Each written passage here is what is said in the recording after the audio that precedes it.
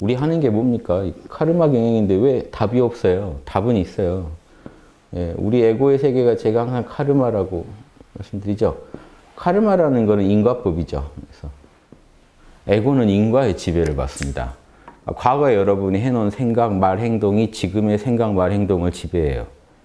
100%는 아니지만 꽤 큰 비율로 우리를 끌고 가죠. 무의식적으로.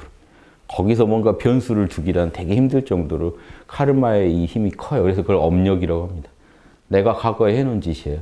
과거에 했던 그 습관들이 나를 끌고 가는 거죠. 그 방향으로. 뭘 좋다고 자꾸 보셨고요. 어떤 편을 들었고 뭔가가 좋다고 자꾸 생각하셨으면요. 그 카르마 영향으로 지금도 이유 없이 그걸 좋게 보게 돼 있어요. 근데 이게 과연 옳으냐라고 점검을 한 번이라도 해봐야 되지 않나요?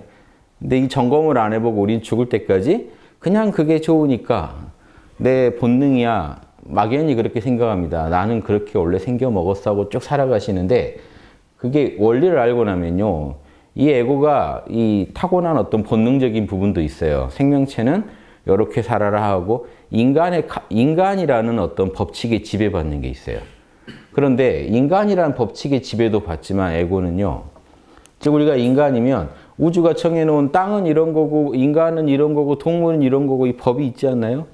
이 우주적인 법의 지배를 받습니다. 기본적으로. 그런데 그 법의 테두리 안에서 우리는 카르마의 지배를 받아요.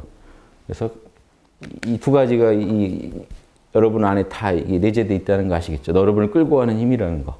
즉 인간으로 살 수 있는 것밖에 못해요. 다만 내가 자꾸 과거에 했던 짓이 또 나를 제약해요. 인간으로서 제약을 한번 받고 내가 해놓은 짓으로 내가 제약을 또 받아요. 그래서 여기서 자유로울 수가 없죠. 그래서 이 안에서 그래서 이 카르마에 자꾸 치이다 보면 내가 과거에 해놓은 짓을 치이고 이 우주의 존재들에 치이고 치이다 보면 인간 손을 이렇게밖에 못 쓰죠. 다르게 못 쓰잖아요. 그럼 이게 이미 여러분은 어떤 법칙의 제약을 받고 있죠. 손도 뭐 6개, 7개 더 있었으면 좋겠는데 딱 요거 있어요. 손도 이렇게밖에 안 움직여요. 뒤로도 뒤집어지면 좋겠는데 안 돼요. 법칙대로 움직여야 돼요. 그리고 이 법칙의 제약을 받으면 동시에 내가 과거에 했던 짓 때문에 내 생각, 내 말, 내 행동이 계속해서 지배를 받고 있다면 얼마나 부자연스럽습니까, 에고가. 그래서 이렇게 힘들게 살고 있고 이 집단 에고예요. 우리 나라 문제는요. 여기다 이제 집단을 넣어보세요. 집단 에고도 집단 에고가 과거에 한 짓에 영향을 받고 있고 집단을 이루는데 또 법칙이 또 적용되는 게 있겠죠. 개인보다 또 더 적용되는 게 있겠죠. 집단을 이룸으로 인해서 또 우린 제약을 받아요. 그래서 이렇게 어떤 사회적 제약 그리고 한 인간이 갖고 있는 어떤 그 법칙에 의해서 제약을 받고 있고 과거에 우리가 해놓은 카르마 때문에 이제 내가 한 것만이 아닙니다. 집단이 한 카르마도 나한테 와요. 내가 그 덕을 보고 산 이상 과거에 우리 선조들이 한 카르마도 나한테 영향을 줄 수밖에 없죠. 우리 부모님 때 했던 결과물이 우리한테 또 오게 돼 있고. 그래서 이런 거, 한 에고로 보나 집단 에고로 보나 기본적으로 이런 원리로 살아가고 있습니다. 그래서 힘들어요. 뭘 하나 바꿔보기가 참 힘들어요. 한 개인이 과거에 해놓은 업력을 이겨내는 것도 그렇게 힘든데 집단적으로 이렇게 이 에고가 작동하면요. 이겨내기가 그렇게 힘듭니다. 왜냐하면 여기서 한 개인이 아무리 이걸 깨치고 깨달아도 헤게모니를 장악하지 못하면 즉 50% 이상 여러분이 그 힘을 부리지 못하면 카르마의 힘을 바꾸기 힘드니까. 그런데 한 개인은 내가 주인공이니까 내가 노력해서 혹시 바꿀 수 있다 치더라도 그것도 힘든데요. 내가 내 거 바꾸는 것도 힘든데 집단 거를 바꾸려면 내가 먼저 깨달아도요. 팀을 찾아야 돼요. 내 팀을 꾸려야 돼요. 내 동지들을 찾아야 돼요. 그 동지들의 힘을 모아서 연대를 해서 50% 이상 넘기지 않으면 안정적으로 말할 때요. 50% 이상 결국 힘이 넘어가지 않으면 카르마가 바뀌겠습니까? 그래서 사실 우리는 한 개인이 그 계란으로 바위치기라는 말을 쓰는 게 한 개인이 아무리 뭔가 깨치고 자기 카르마를 바꿔도 집단의 카르마를 바꾼다는 측면에서 이게 도전하는 게 거의 계란으로 바위치기란 말이죠. 그럼 이게 예수님 같은 분이 나와도 안 바뀌어요. 이스라엘이 바뀌었나요, 결국? 공자님이 나와서 중국이 바뀌었나요? 영향은 주는데요. 이게 그분들의 의도대로는 안 바뀌어요. 공자님이요, 논어 보시면 얼마나 애타게 이제 그 나라를 각 제국을 돌아다니면서 이렇게 문을 두들기고 제발 나를 등용해 달라고 하시냐면요. 이게 보살이죠. 그러니까 자기는 알아요. 왜 이분이 이렇게 체면불구하고 돌아다니면서 이렇게 했냐면요. 국민들이 고생하고 있고 자기는 경영할 줄 안단 말이에요. 그래서 이 말을 해요. 1년만 나를 쓰면 1년만 쓰면 정치가 바뀔 거고 3년이면 아주 그 문화 자체가 바뀔 수 있다. 그리고 그 훌륭한 성인 리더가 나오면 30년이면 완전히 그 문화를 그 왕도 정치의 문화죠. 예, 이런 고급 문화로 양심 문화로 바꿔놓을 수 있다. 이런 소리를 합니다. 이게 논어에 나와요. 그러니까 자기 생각에는 자기가 제대로 등용만 되면 할 수 있다 하는 걸 아니까 이분이 못 견디는 거예요. 이분이 능력이 없었다면 그냥 조용히 책이나 썼겠죠. 아니, 나도 능력이 없는데 어떻게 해요. 계란으로 바위치기인데. 그런데 그분을 그렇게 움직이게 한 힘은요. 한 명만, 그 군주도 많았잖아요. 제후들이 많으니까. 한 명만 내 말을 들어주면 그 제후국에서라도 이 정치를 실현해낼 수 있는데 이제 그 생각 때문에 그런 거죠. 그래서 여러분이 보살도가 깊어지실수록 자기 에고의 이런 카르마를, 이 법칙에 맞게 카르마를, 법칙은 아무도 이비할 수가 없습니다. 법칙은 순종해야 되는 거고 카르마는 경영해야 되는 거죠. 이 법칙을 가지고 잘 활용해서 카르마를 경영해야죠. 법칙을 이비할 수 있는 건 없어요. 법칙은 우주에 정해진 어떤 불변의 룰이기 때문에 존중해서 그 룰대로 이 카르마를 바꿔야 됩니다. 그래서 우리가 인간으로서 어떤 지약을 갖고 있는지, 인간은 어떤 법칙대로 살아야 되는지 아는 게 엄청 중요해요. 이 부분에 대해서 순종해 줘야 될 부분이거든요. 여러분이 수용해야 될 부분이거든요. 이걸 모르고 마음대로 꿈을 꾸시면 하나도 이루어지지 않습니다. 여러분이 그 목수가 돼서 나무를 다루는데 나무가 가지고 있는 법칙을 전혀 이해 못하면서 나무를 다룬다. 이건 기본적으로 말이 안 되는 소리이기 때문에 인간이 어떤 존재인지, 인간 안에 에고라는 게 어떤 물건인지, 참나라는 게 어떤 물건인지 정확히 이해하시고 수용하셔야 돼요. 이 에고만 없으면 되겠구나 이런 망상을 부려버리면 답이 안 나옵니다. 그런 망상까지도 철저히 자신의 에고로 부리고 있으면서 자기는 에고를 벗어났다는 망상을 갖기도 하고 다양한 분들이 있어요. 이 도를 닦다 보면. 그래서 이게 말이 안 된다는 걸 이해하시고 나는 죽을 때까지 아니면 세세생생 내 에고의 눈으로 사물을 볼 수밖에 없고 내 에고의 수준은 우주적인 그 수준과 분명히 차이가 날 거고 내 에고가 아무리 뛰어난다고 해도 우주에서 어느 한 분자로서 이 우주를 바라볼 수밖에 없고 우주를 이해하고 우주 안에서 내 역량껏 실천할 수밖에 없지. 이 에고를 벗어나서 내가 전지전능하다면 하고 이렇게 가정을 하고 이론을 아무리 전개한들 그건 도움이 안 됩니다. 법칙을 위배한 소리예요. 그래서 철저히 법칙을 정확히 이해하시는 게 중요하고 그 다음에는 법칙을 가지고 자신의 역량 그리고 자신의 한계, 제약 조건을 정확히 이해하시고 그럼에도 불구하고 나는 내 양심 때문에 여기는 이 참나가 있기 때문에 내 참나의 힘으로 이 순간순간 하나님의 전지전능을 닮은 본받는 어떤 지혜나 실천을 할 수가 있다. 내 역량 것이죠. 역량 안에서. 이런 거를요. 정확히 이해하시고 나면 자유로워집니다. 자신의 한계를 모르시면 여러분 힘들어요. 그런데 한계를 알고 나면요. 자유가 옵니다. 이제 발 뻗고 주무실 수 있어요. 내가 전지전능할 필요가 없다는 걸 아니까 편해져요. 그전에는 막연히 찜찜합니다. 막연히 찜찜해요. 인간이면 당연히 모르는 게 맞는 걸 모른다고 찜찜해하고 인간이면 안 되는 게 당연한 걸 안 된다고 찜찜해하고 자기가 무슨 신인 줄 알고 살아가시면 매사가 찜찜하죠. 근데 자신의 한계를 정확히 알면요. 자명해지고 잠도 잘 자게 됩니다.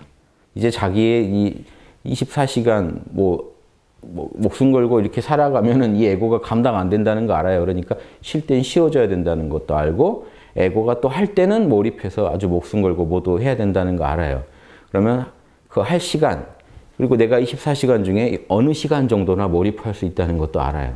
그 한계를 잘 이해하시면서 그 시간에 내가 할 수 있는 가장 의미 있는 일을 도전해 보시고 그 나머지 시간에 또 심신을 또 쉬게 해주시고 자신의 한계를 모르면 쉬게 할 줄도 모르죠. 영원히 굴러갈 줄 알아요. 그러다가 확 넘어집니다. 자빠지고. 그러니까 이 보살도 한다는 건요. 여러분이 가진 재료가 뭔지부터 정확히 이해하시는 게 중요해요. 참나란 재료는 어디다 쓰는 거고 에고란 재료는 어디다 쓰는 물건인지. 이걸 한 개인들이 이렇게 이해하고 그런 개인들이 모여서 이제 사회를 이룰 때 그 사회의 수준이 높아지. 많은 제가 고전을 봤잖아요. 고전에 동서양 가리지 않고 모든 고전에서 꿈꿨던 이상사회가 이런 겁니다. 이런 주체적인 우리가 말하는 보살 같은 인간들이 모여서 사회를 구성할 때 그 사회가 진짜 민주주의 사회가 이루어진다는 겁니다. 그전에는요, 민주주의 할 준비가 지금도 안 돼 있습니다, 우리가. 민주주의 하려면 기본적으로요, 사회의 법을 존중할 줄 알고 스스로 자신의 욕망을 절제할 줄 아는 어떤 최소한의 절제를 할 수 있는 시민들이 모여야 되고요. 리더로는요, 민주주의 사회라면 리더로 국회의원이건 정치인이건 국민의 자기의 의견보다는 국민의 의견을 대변할 줄 아는 리더가 나올 때 최소한의 민주주의 조건이 갖춰져요. 그러니까 스스로를 규율하는 시민과 그런 시민들의 입장을 진심으로 대변할 수 있는 리더가 지금 우리 사회에 존재하나요? 그러면요, 모양만 민주주의지 안에는 민주주의가 아니기 때문에 민주주의 감당을 못하니까 자꾸 엉뚱한 발상들 하는 민주주의 감당을 지금 못해요, 우리가. 그리고 그런 교육을 제대로 받지도 않았어요. 자꾸 성공해서 뭔가 나라에 돈을 벌어 와라, 나라에 뭐 노벨상을 타와라, 뭐 이런 강요만 받았지. 사실 지금 올바른 민주사회에 살아가는 어떤 방법을 제대로 배운 적이 없다고요. 저만 해도 제대로 배운 기억이 없습니다. 이거 이래가지고 지금 우리 사회도 제대로 지금 현대 민주주의 사회도 굴리지 못하는 사람들이 앉아서 신선되겠다고, 보살되겠다고, 전지전능해지겠다고 노래하면 그건 망발이죠. 지금 내 있는 곳에서 지금 사회가 아무리 험악하더라도 이 사회가 지금 내가 몸담고 있는 사회니까 받아들여야죠. 나는 여기서 지금 보살도를 할 거다는 걸 받아들이시고 지금 이 사회의 재료들, 조건들, 내 에고의 재료나 조건들을요, 냉정히 보세요. 그런데 에고의 눈으로는요, 그거 볼 힘이 없습니다. 못 봐요. 진실을 있는 그대로 아직 보시고 감당하기에는 힘든 상태일 거예요. 그런 에고들더러 바로 이 일을 너가 잘해봐라 하면 그 전에 그렇게 안 되던 에고가 왜 갑자기 에고가 멀쩡하게 행동합니까? 말이 안 되죠. 그래서 여러분 항상 학당에 오시건 학당에 안 오셨을 때라도 몰라 괜찮아로 일단 자신을 계속 무장시키세요. 몰라 괜찮아 못 하시면 지금 제가 하는 얘기들 다 남의 얘기입니다. 제 얘기 듣고요. 몰라 괜찮아는 안 하고요. 지식으로 알아들으시고 자명하네. 지식도요. 자명한 거 판단하실 수 있잖아요. 우린 양심이 있기 때문에 지식으로도 뭔가 판단합니다. 그냥 추리로도. 저 말이 더 일리 있네. 그걸로는 여러분 에고를 못 바꿔요. 그런데 문제는. 그런 지식은요. 또 돌아서면 잊어버려요. 여러분께 아니기 때문에. 여러분이 지식이라고 하려면 여러분 에고한테 뭔가 정보가 자극이 돼서요. 그 정보를 참나가 인가해 줄 때 여러분 거예요. 이때 인가할 때 느낌이 자명하다는 느낌이 들어요. 이게 진짜 자명합니다. 에고가 그냥 그 정도면 자명한 수준의 자명함이 아니고 조금 더 아무리 의심해봐도 조금 더 의심할 수 없는 지경에 도달하면 참나가 자명하고 이 선언을 내립니다. 그럼 여러분 안에서 뭔가 시원해져요. 참나가 인가한 진리는 시원하고요. 이 의심할래야 할 수가 없는 그 자명함이 있어요. 명백함이. 그래서 이게 동반되지 않는, 이게 100%는 아니지만 이 느낌이 강하지 않은 정보들은 금방 날아가 버릴 정보고요. 여러분 안에서 강력한 인가를 한 정보들은요. 이건 여러분 마음에서 안 사라지고 항상 이렇게 새겨져 있습니다. 이것도 이제 인간은요, 에고는 이것도 잊어버릴 수 있어요. 다만 이런 자명하게 인가했던 것들은 한 번씩 다시 곱씹어보면 그 자명함이 다시 생생해집니다. 언제고 다시 곱씹어도 생생한 느낌이 들면 이제 그게 자명한 건데 한때 자명했다고 확신하시면 안 돼요. 에고가 그냥 자명하다고 오판한 걸 수도 있고요. 인간은 맞더라도 그게 날아가 버릴 수도 있어요. 에고가 계속 돌아봐 주지 않으면. 그래서 석가모니도 그 마음 챙김할 때 몸뚱이한테 마음 챙김하고 신, 수, 자신의 느낌한테, 좋고 싫은 느낌한테 마음 챙김하고 심, 생각하고 판단하고 하는 마음한테 마음 챙김하고 여기까지는 여러분이 가진 거잖아요. 이 몸과 마음이잖아요. 그런데 마지막에 하나 더 마음 챙기라는 게 있는데 법. 이렇게 알아낸 인가한 진리들에 대해서 늘 마음 챙기라고 하는 건요. 여러분이 자명하다고 인가하는 그런 걸 잊어버리지 말고 계속 되새기라는 게 법념처라는 게 있어요. 계속 다시 그 진리의 마음을 챙기라는 게 있어요. 석가모니 같으면 뭐의 마음을 챙겼을까요? 자신의 몸뚱이, 신수신법 그러죠. 몸뚱이. 한자로 하나 써놓을게요. 몸뚱이, 느낌. 그러니까 이게 색이죠, 색. 오온 중에 색, 수면. 시면 뭐가 들어갈까요? 상행식이 다 들어가죠. 오온으로 치면 생각, 의지, 식별 이런 것들이 심에 들어가겠죠. 몸뚱이, 느낌, 마음 했을 때는 이걸 오온으로 나누면 색, 수, 상, 행, 식이겠죠. 여기에 법이 없다고요. 법은 이 밖에 있어요. 그래서 이 네 가지를 늘 마음 챙기는데 요거는 여러분 몸과 마음의 작용을 늘 알아차리라는 얘기고요. 법념처는 다릅니다. 석가모니는 어떤 법을 알아차렸을까요? 늘 사성제 8정도를 늘 알아차려요. 그리고 이 색수상행식도 하나의 법이에요. 색깔과 생각과 느낌과 이런 걸로 내 마음과 몸이 이루어졌다 하는 자신이 알아낸 진리들. 석가모니께서 설법하신 내용들을 늘 다시 되새기는 거예요. 거기에 마음을 집중하는 거예요. 그래서 우리도 이걸 해야 돼요. 늘 명상만 하지 마시고 몰라 괜찮아 하신 다음에는 내가 자명하다고 인가했던 것들을 다시 되새겨서 되새김질을 계속 하셔야 돼요. 자명했지요. 그 자명함을 또 느껴보셔야 돼요. 자명함이 안 느껴지면요, 그거 가짜입니다. 어제까지는 되게 자명했는데 오늘 다시 되새김질 해봤더니 찜찜함이 탁 느껴지면요, 그날부로 이제 이 친구는 조금 문제가 있는 친구로 이제 분류해야 돼요. 그래서 왜 문제가 생겼는지부터 관찰하시면 그 중에 찜찜한 거랑 자명을 또 한 번 털어낼 수가 있어요. 어제까지는 이 정도를 자명하다고 여겼는데 오늘 보니까 찜찜함이 조금 묻어있던 게 드러날 수도 있는 거거든요. 찜찜함 털어내면 더 자명해지겠죠. 그래서 항상 되새기고 또 다시 되새겨가지고 오늘 자명해야 돼요. 어제 자명한 거 소용없어요. 오늘 자명하지 않으면 그거는 바로 여러분 자명하지 않은 거라고 승복해야 됩니다. 어제까지 아무리 자명했더라도. 그러니까 이거는요, 죽을 때까지 우리가 계속 하셔야 돼요. 몰라 괜찮아 하셔서 늘 이 참나의 힘으로 에고를 보호해 주시고, 에고가 힘이 나게 해주시고, 에고를요, 좀 이 참나의 바다에 빠뜨린다는 기분으로 에고가 늘 참나의 보호 아래 있게 만들어야 돼요. 그래야 이 에고가 기특한 생각도 하고, 이 카르마도 경영하고 하지. 안 그러면 에고는 지금까지 살아보셨으니까 알죠. 에고한테만 맡겼으면 카르마 경영이 안 됐다 하는 거 아시겠죠? 안 돼요. 휩쓸려 가기 바빠요, 에고는. 근데 여러분이 모른다 괜찮다 하시고 한 걸음 떨어져 나오신 다음에 그 다음에 다시 내 에고를 버리지 마시고요.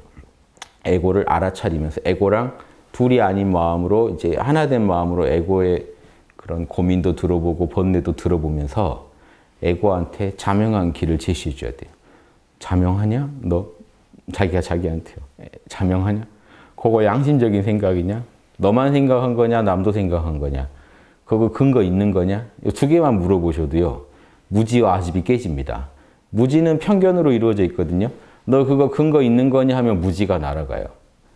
펼치면 육바라밀이고 인의의지신인데 딱 두 개로 줄이면 무지와 아집이잖아요. 적이. 그러니까 무지와 아집 깨는 것은 지혜와 자비예요. 그러니까 두 개만 물어보셔도 간단하게 계산이 됩니다. 이 6가지 항목 다 안 물어보셔도 일단 깨어있냐는 물어봤으니까 그 다음에 나머지 항목 중에 2개만 물어보는 겁니다. 너 생각 근거 있냐? 자명하냐? 그럼 무지가 날아가고요. 너 그거 진짜 진심으로 남을 배려한 생각이냐? 물어보면 아집이 날아가요. 그러면요, 생각이 자명해져요. 급하면 이 2개만이라도 하셔야 돼요. 내 생각은 혹시 틀린 생각이 아닐까 의심해 보셔야 되고, 나는 혹시 나만 생각하고 있지 않을까 의심해 보시면 뭔가 문제가 있으면 그때 털려요. 그렇게 하셔서 자신의 생각을 자명함으로 무장해 놓으면요, 이게 지혜입니다. 그 순간 여러분이 알아야 할 진리가 여러분 마음 안에 들어와요.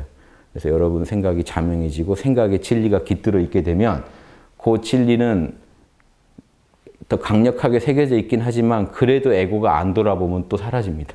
그래서 명상할 때마다 다시 돌아보고 다시 돌아봐서 그 자명함이 늘 한결같은지, 더 증폭되는 건 좋은데 자명함이 퇴보되는 건 안 되겠죠. 계속해서 이렇게 검토하셔서 찜찜한 게 발견되면 다시 더 밝혀놓고 더 밝혀놓고 자명함이 후퇴하지 않게 계속 밝혀놓으시면서 하루하루 살아가시면 여러분의 카르마는요, 무지와 아집이 털리기 때문에 경영이 돼요. 그래서 아무튼 이런 얘기는 늘 하는 얘기입니다만은, 오늘 바로 적용하실 수 있는 얘기입니다. 지금 몰라 괜찮아 하시고, 내가 오늘 내린 생각 중에 어떤 갖고 계신 생각이나 또 내렸던 결정 중에 나만 생각한 거 없는지, 내 편견으로 혹시 해결한 거 없는지, 진짜 자명한 생각에 근거했는지, 이렇게 물어보시면서 찜찜한 게 있으면 하나라도 오늘 바꾸고 주무세요. 그게 진짜 참회입니다. 앉아서 맨날 참회만 하시면 안 돼요. 참회만 하지 그 사람이 업이 수준이 똑같으면 이게 느는 게 아니거든요.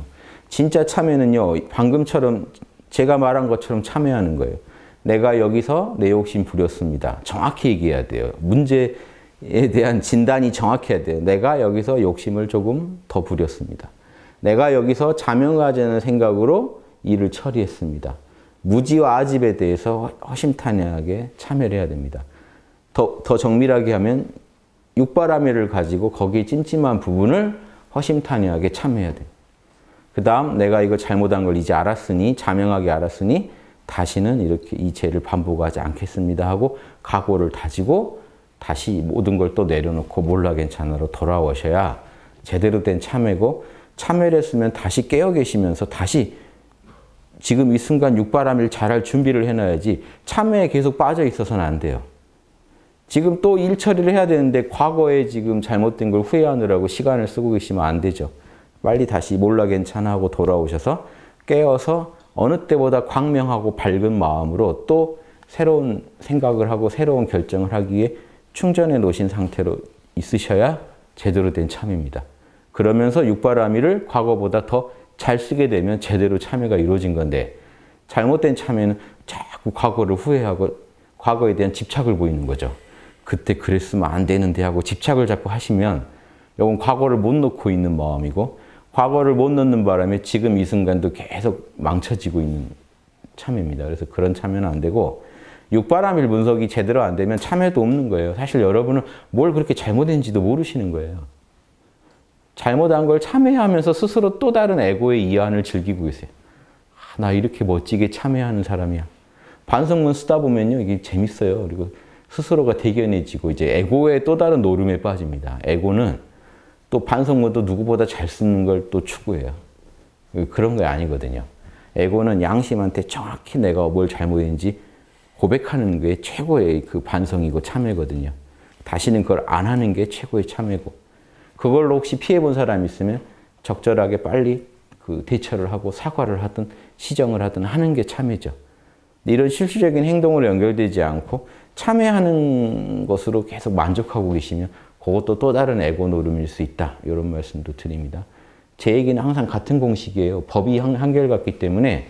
아무튼 우주에는 마음법이 있지만 인간이 에고를 통해 표현해야 할 법은 오로지 육바라밀이라는 법이니까, 내 제약된 어떤 몸뚱이, 또 제약 속에 있는 수상행식이라고 하는 마음작용들, 마음도 마음대로 일어나는 게 아니에요. 생각, 감정, 의지, 식별, 이렇게 그것도 분명히 어떤 법칙을 통해서 마음도 돌아갑니다. 마음도 여러분께 아니에요. 법칙대로 돌아가는 거예요. 법칙대로 일어나고 사라져요. 여러분이 일어나라 해서 일어나지 않아요. 그냥 생각이 일어나 있죠, 이미. 여러분, 이 오감도 여러분이 받아들이기 싫으셔도요, 지금 밖에서 제가 이 색깔을 강요하면 여러분 이걸 보셔야 돼요. 이걸 보면요, 여러분은 또 생각을 이미 일으키고 있어요. 이 색깔을 봤죠? 그러면 이 색깔 안에 내재된 법을 보신 거예요. 그래서 오감은요, 보세요. 오감은 눈은 색깔을, 코는 냄새를, 혀는 맛을, 몸은 촉감을, 귀는 소리를 듣지만 생각은, 마음은 뭘 대상으로 할까요? 법을요. 마음은요, 그 오감을 통해 들어온 법을 봐요. 법칙을. 그래서 여러분 이 법칙을 봤기 때문에 여러분은 이 법칙에 대해서 생각하시지 않을 수가 없어요. 검은색이네, 펜이네, 뭐네 하고 생각을 일으킵니다. 그러면서 이 생각을 하시면서 여러분 좋다 싫다 느낌이 점점 강화돼요. 뭐 본능적으로도 느낌이 일어나겠지만 그런 생각을 통해 느낌이 점점 견고해집니다. 좋아하던 대상이면 호감이었으면 더 좋아하고, 비호감이었으면 되게 거부하는 감정이 일어나고. 이러면서 이제 마음에요. 이 생각이 뭔가를 판단했기 때문에 이 법에 대해서 여러분 마음도 꼬리에 꼬리를 물고 계속 발생해요. 그 정보를 처리하기 위해서. 이게 여러분이요. 그냥 이렇게 주어지는 거예요. 그래서 부처님이 뭘 얘기했냐면 우리 에고라는 게 견고한 영혼이 있는 것 같죠. 근데 가만히 들여다보면 생각, 감정, 오감밖에 없더라는 거예요. 석가모니가 얘기한 게. 오감도 밖에서 색깔이 보이면 그걸 또 받아들이고 소리가 들리면 듣고 오감 정보를 주변에서 계속해서 흡수하면서 오감 정보가 색깔 때문에 그 의식 중에 뭐가 일어나죠? 안식이. 본다 하는 게 나타나고 내 마음에요. 소리가 들리면 듣는다 하는 오식 중에 이식이 나타나고 이렇게 해서 오식이요. 5가지 감각이 계속 주변에서 색깔, 소리가 들려오면 이 여러분의 의지대로가 아니라 그냥 발생해요. 메커니즘에 따라서.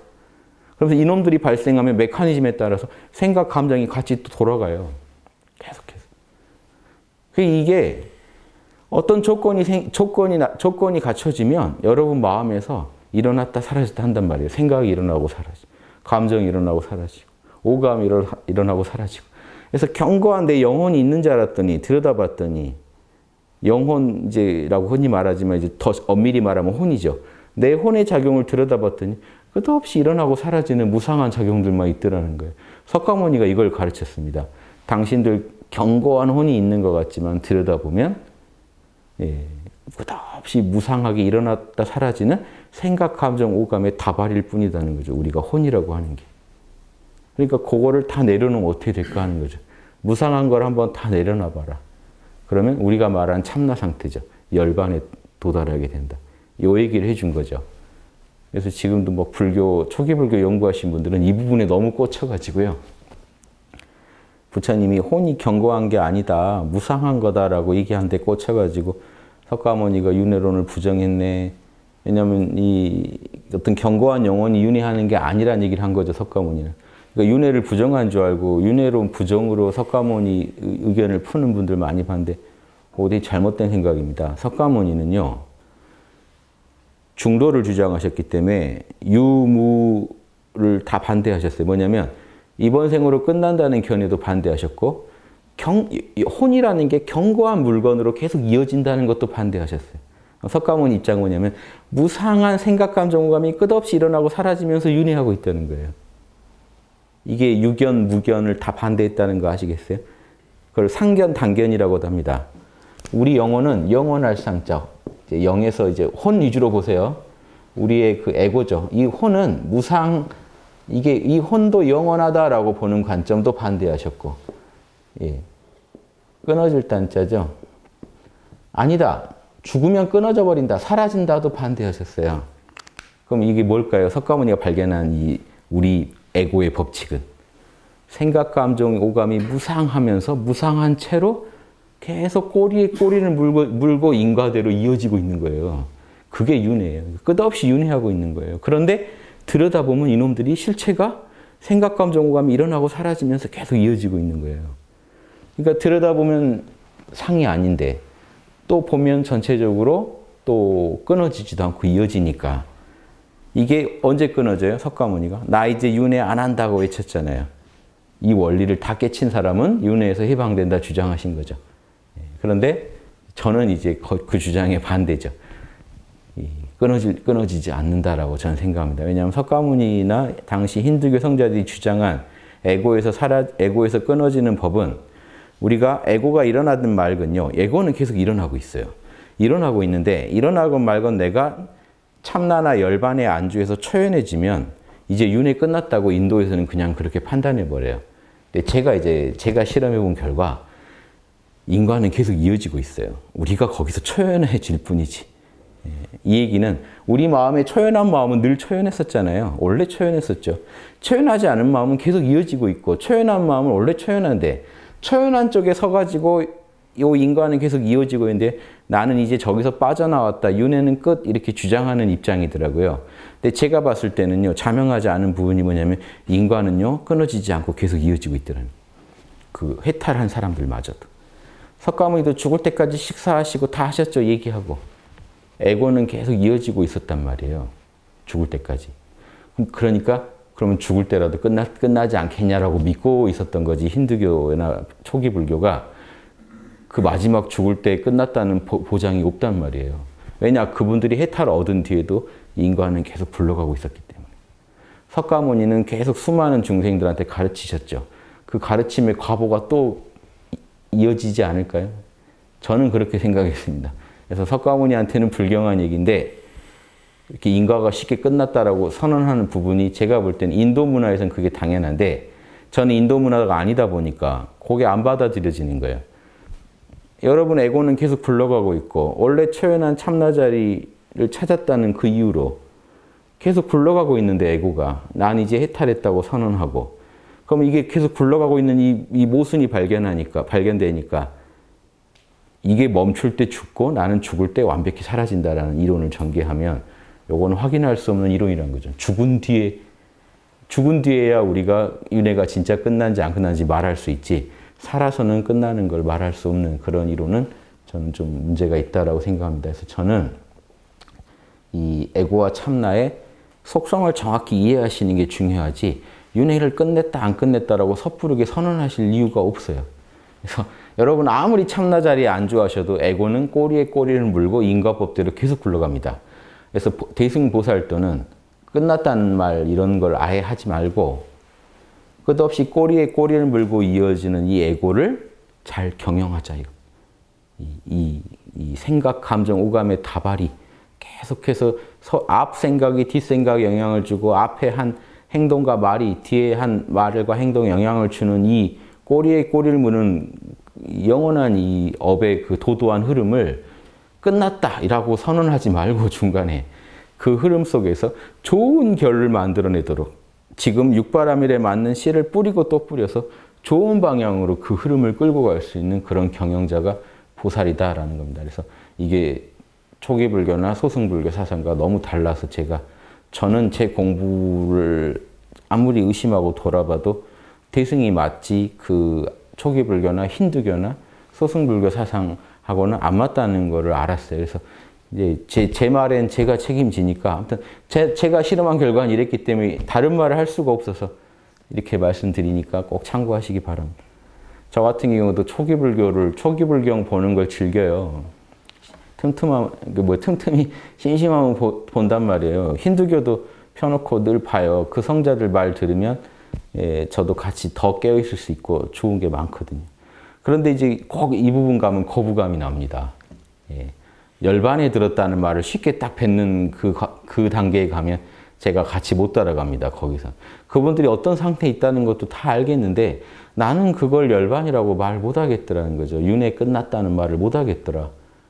오히려 카르마를 경영할 수 있는 최적의 상태라고 말을 할 수 있지 윤회에서 해방된 상태라고 말을 못하겠는 거예요. 에고에서 떠났다는 측면에서 분명히 윤회에서 해방된 게 맞지만 에고는 에고대로 여전히 계속 굴러가고 있다는 이 진실을 부정할 수가 없더라는 거죠. 제 경험은 그랬어요. 여러분들은 또 여러분들대로 경험을 해보시면서 제 얘기를 또 참고 삼아서 실험을 해보시기 바랍니다. 그래서 제가 이런 여러 가지 제가 실험해보고 그런 근거를 바탕으로 보살도를 권하는 거지 제가 그냥 어느 날 문득 보살도가 맞는 것 같아. 이런 거 아닙니다. 제 딴에 최대한 실험해봤어요. 지금도 또 초기불경 꺼내서 보면서 석가모니의 말씀대로 내가 실험할 때 뭘 빠뜨린 건 없는지 또 보고 해요.